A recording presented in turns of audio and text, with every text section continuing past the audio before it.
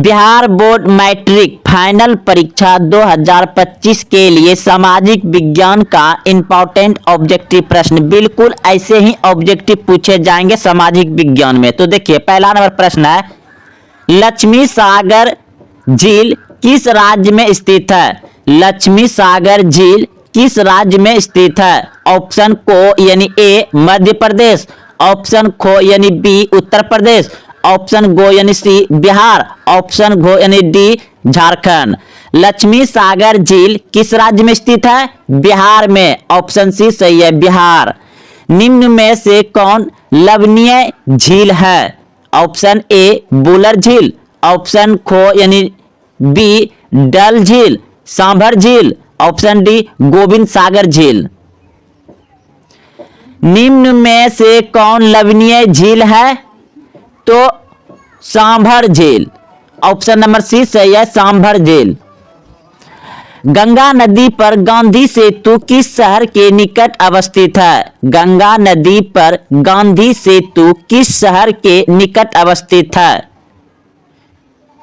गांधी सेतु पुल तो Patna, option number सी सही है पटना। कौन सी नदी भ्रंश घाटी से होकर बहती है? कौन सी नदी भ्रंश घाटी से होकर बहती है?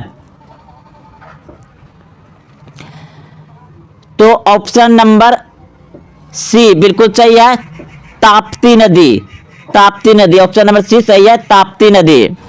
कौन सी नदी प्रायद्वीपीय भारत की सबसे लंबी नदी है? कौन सी नदी प्रायद्वीपीय भारत की सबसे लंबी नदी है? गोदावरी। और भारत का सबसे लंबी नदी गंगा। अब प्रायद्वीपीय भारत की सबसे लंबी नदी गोदावरी। अब ये प्रायद्वीपीय लग जाए तो गोदावरी, सिर्फ पूछे कौन सी भारत की लंबी नदी है तो गंगा हो जाएगा। अगला प्रश्न देखिए, सिंधु जल समझौता कब हुआ था? सिंधु जल समझौता कब हुआ था? 1960 में, 1960 में, ऑप्शन सी। सांगोपो किस नदी का उपनाम है? सांगोपो किस नदी का उपनाम है? सांगोपो किस नदी का उपनाम है? ब्रह्मपुत्र, ऑप्शन नंबर खो सही है ब्रह्मपुत्र। इनमें से गर्म जल का प्रपात कौन है? इनमें से गर्म जल का प्रपात कौन है? Brahmakund, option C Brahmakund. कोसी नदी का उद्गम स्थल कहाँ है? कोसी नदी का उद्गम स्थल कहाँ है? गोसाई धाम, ऑप्शन नंबर सी सही है गोसाई धाम। संविधान प्रारूप समिति के अध्यक्ष कौन थे? संविधान प्रारूप समिति के अध्यक्ष कौन थे? दोस्तों अगर आपको प्रारूप समिति पूछे तो आप जवाब दीजिएगा doctor Ambedkar, option number A हो जाएगा। अगर आपको पूछता कि संविधान सभा के अध्यक्ष कौन थे तो डॉक्टर राजेंद्र प्रसाद होगा। अगर पूछता आपको कि संविधान सभा के अस्थायी अध्यक्ष कौन थे अस्थायी अध्यक्ष कौन थे सभा के तो डॉक्टर सच्चिदानंद सिन्हा होता। तो चलिए आप लोग अच्छे से समझ गए 3 प्रश्न। अगला प्रश्न देखिए, अगला प्रश्न है भारतीय राष्ट्रीय कांग्रेस के संस्थापक कौन थे? तो भारतीय राष्ट्रीय कांग्रेस के संस्थापक कौन थे? तो इससे पहले जानिए कि भारतीय राष्ट्रीय कांग्रेस के स्थापना कब हुई? तो 1885 में हुआ है। तो सीधा याद रखिए कि भारतीय राष्ट्रीय कांग्रेस के संस्थापक जो है ए.ओ. ह्यूम है और 1885 में इसका स्थापना किया है। किसने? ए.ओ. ह्यूम ने, ऑप्शन नंबर सी हो जाएगा। अगला प्रश्न देखिए, भारतीय संविधान की 8वीं अनुसूची में वर्णित है। भारत में जो है कि 12 अनुसूची, भारत के संविधान में 12 अनुसूची है। तो 12 अनुसूची में 8वीं अनुसूची में क्या वर्णित है? तो 8वीं अनुसूची में वर्णित है भाषाओं की सूची। तो भारत के संविधान में कितनी भाषा है? 22 भाषा है, 22 भाषा। तो 22 भाषाओं की सूची किसमें है? 8वीं अनुसूची में है, ऑप्शन नंबर ए सही हो जाएगा। भाषाओं की सूची कहाँ है? 8वीं अनुसूची में। अगला प्रश्न देखिए, इस समय भारत में कौन सी दलीय व्यवस्था मौजूद है? तो इस समय भारत में दलीय व्यवस्था जो है क्योंकि राजनीतिक जो पार्टी है वो बहुत दल से मिल के बनाने, गठबंधन चलाने बहुत सारा दल मिला हुआ है, बहुत सारा दल मिल के एक पार्टी बना हुआ है, तो यानी कि क्या हो जाएगा, बहुदलीय व्यवस्था। ऑप्शन नंबर सी सही है, बहुदलीय व्यवस्था। सूचना का अधिकार, सूचना का अधिकार, सूचना का अधिकार कानून जो है कि पहले राजस्थान में लड़ा गया था, और सूचना का अधिकार कानून मतलब जो भी सरकार करे, जो भी सरकार नियम कानून बने हुआ सभी हम लोग को सूचना देना चाहिए। यह कानून कब से बना, तो 2005 से। ऑप्शन नंबर सी सही है। भारतीय राष्ट्रीय कांग्रेस की स्थापना कब हुई, अभी तुरंत जाने 1885 में। इसका संस्थापक A.O. ह्यूम है। अगला प्रश्न, राज्य पुनर्गठन आयोग की स्थापना कब हुई, राज्य पुनर्गठन आयोग की स्थापना 1956 में, 1956 में। ऑप्शन नंबर सी सही है।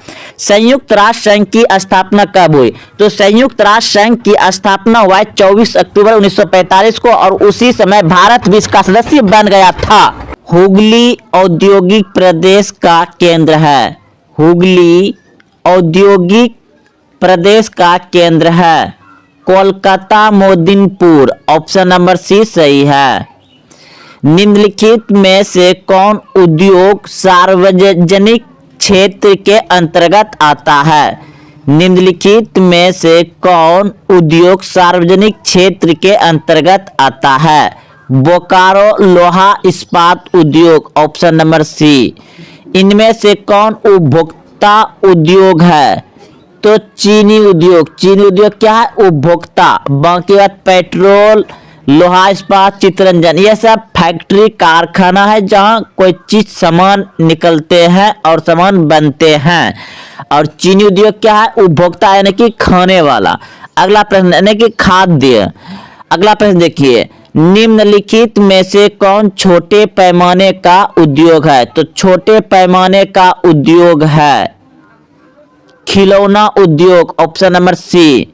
भोपाल त्रासदी में किस गैस का रिसाव हुआ था, भोपाल त्रासदी में किस गैस का रिसाव हुआ था, methyl isocyanide. Option number C. यानी अगला प्रश्न देखिए, निम्नलिखित में कौन सा उद्योग चूना पत्थर को कच्चा माल के रूप में प्रयुक्त करता है, निम्नलिखित में से कौन सा उद्योग चूना पत्थर को कच्चा माल के रूप में प्रयुक्त करता है या उपयोग करता है, तो सीमेंट। ऑप्शन नंबर ख सही है। निम्न से कौन सी एजेंसी सार्वजनिक क्षेत्र में स्टील को बाजार में उपलब्ध कराती है, सेल। ऑप्शन नंबर सी सही है। निम्न में से कौन सा उद्योग बॉक्साइट को कच्चा माल के रूप में प्रयोग करता है, बॉक्साइट को कच्चा माल के रूप में प्रयोग करता है, एल्युमिनियम, अल्युमिनियम। ऑप्शन नंबर को अल्युमिनियम। निम्न में कौन सा उद्योग दूरभाष, कंप्यूटर आदि संयंत्र निर्मित करते हैं, सूचना प्रौद्योगिकी, सूचना प्रौद्योगिकी। ऑप्शन नंबर डी सही है, सूचना प्रौद्योगिकी।